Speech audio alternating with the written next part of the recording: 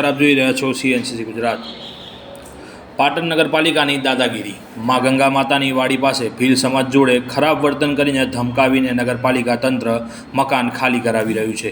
છેલ્લા 1950થી જે મકાનમાં રહે છે, અચાનક નગરપાલિકાનું કન્સ્ટ્રક્શન રોકાવી ધમકી આપી મકાન ખાલી કરાવી રહ્યા છે। કોઠાકોઈ દરવાજાની અંદર આ જગ્યા ઉપર વસવાટ કરી રહ્યા છે, એ મેં બી જોયું છે। મને બી 56 વર્ષ ચાલે છે અને મેં એમના બાપ દાદાને બધાને દેખ્યા છે। એમને કોઈ પણ જાતનું કોઈ દબાણ કર્યું નહીં અને એમને કોઈ ધાબુ ભરાયું નહીં મકાનમાં। પણ આ લોકો એટલી બધા હેરાન થઈ રહ્યા છે ચોમાસાની અંદર કે એ લોકો ઊંઘે કેવી રીતે, એટલે એમને ખાલી આ મકાન થોડું ઊભું કરી અને એની ઉપર વ્યવસ્થિત પતરા મેલી અને એમના બાળ બચ્ચા શાંતિથી રહી શકે એવી રીતે એ કરવા માગે છે। પણ ખબર નહીં કે આ લોકો હવે કેમ એ વાંધો ઉઠાઈ રહ્યા છે, કેમ આ સરકાર આદિવાસીને આવી રીતે હેરાન કરી રહી છે। રહેવાનો કોઈ હક નથી એવું કહેવા માંગે છે? હા, એ લોકો એવું કે અમને કોઈ રહેવાનો હક નહીં કે તમે અહીંયાથી ખાલી કરો। પટેલો બધા એમ જ કહે છે, પટેલ બધા એમ જ કહે છે। પૈસા લઈને અમે શું કરીએ? પૈસા તો કાલ વપરાય છે। કોણ પૈસા આપે છે? આ રમેશભાઈ વાલાભાઈ પૈસા આલવાનું કે કેટલા પૈસા આપે છે? એ તો કે તમે 2 લાખ રૂપિયા જેવું એવું આલી દઈએ। તને લાગે મકાન મેં કીધું અમારા પૈસા જોતા નહીં, અમે આ જગ્યાએ રહેવા માંગીએ, અમારે કશું બીજું નહીં, અમારે વ્યવસ્થિત આ રીતે હરકું કરીને રહેવું હોય। જ્યારે નગરપાલિકામાં વેરો પણ ભરે છે, તો પછી નગરપાલિકા જબરજસ્તી મકાન કેમ ખાલી કરાવે છે? જલારામ મંદિર પાસે દબાણ છે કે ત્યાં તોડો ને, અમારે ગરીબનું મકાન શું એ તોડો છે? દબાણની જગ્યાઓ છે, ત્યાં તો કોઈ તોડતું નથી ને અહીંયા અમારે ગરીબોનું ઘર તોડવા આવે છે। કેમ ખાલી કરાવી રહ્યું છે? ક્યાં જશે ભીલ પરિવાર? રોડ પર રહેવા મજબૂર કરી રહ્યું છે નગરપાલિકા। સરકાર એક બાજુ ગરીબો માટે મકાનની યોજના બહાર પાડે છે, જ્યારે પાટણ નગરપાલિકા મકાન ખાલી કરાવી રહ્યું છે। હંમેશા નાના માણસ ઉપર જ જોર જબરજસ્તી કેમ કરવામાં આવે છે? પાટણમાં ઘણો બધો ભ્રષ્ટાચાર વ્યાપી રહ્યો છે। નગરપાલિકાને ખાલી આવા નાના લોકો જ દેખાય છે। ભીલ પરિવાર આજે જૂનું મકાન પાડીને નવું બનાવવા માટે કામ કરાઈ રહ્યું હતું। તમને અહીંયા કેટલા વર્ષોથી રહો છો? આ મકાનમાં કેટલા વર્ષોથી રહો છો?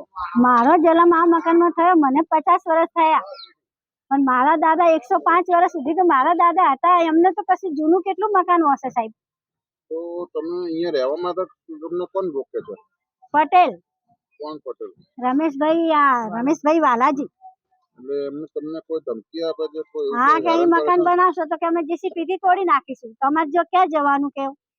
એ જગ્યા અમારી છે। તો નગરપાલિકાનો વેરા તમે ભરો છો ને?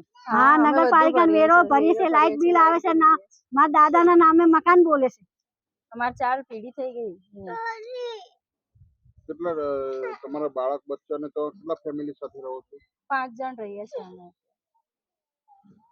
મારા 3 નાના છોકરા છે અને અમે 2 જણ। તો આ અત્યાચાર ચાલી રહ્યો છે, તમને તમારા સમાજમાં અત્યાચાર ચાલી રહ્યો, તમે શું મેસેજ આપવા માંગો છો? અમાર ભાઈ અમારા ગરીબ માણસો ઘર પડાવવા શું માંગે છે? હા, અમે તમારું કોઈ બતાવી નથી, અમે ગરીબ માણસો ઘર પડાવવા મકાન લઈ શકીએ, અમે ક્યાં મકાન લઈએ? ત્યારે નગરપાલિકાના કર્મચારી અચાનક આવે છે અને ધમકી આપીને મકાન બનાવવા પર રોક લગાવે છે। જે પરિવાર વર્ષોથી જે ઘરમાં રહે છે, તે પરિવાર હવે અચાનક જ ક્યાં જશે? બેઘર બની ચૂક્યા છે। નગરપાલિકાને તંત્ર એમની સાથે નરમી રાખી રસ્તો કાઢીને તેમનું હિત વિચારે આવી એમની માગ છે।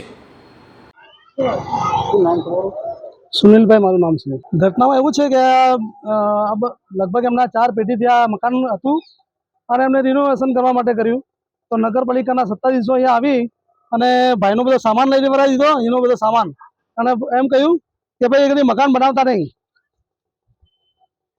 એટલે એ લોકો કયા રૂયા કહી રહ્યા છે ખબર નથી। હવે એમની 4 પેઢી ત્યાં સુધી આજ સુધી કોઈ પણ સત્તાધીશ અહીંયા કહેવા માટે આવ્યા નથી, પણ અહીંયા આવે એના પેટમાં શું દુખ્યું છે ખબર નથી પડતી।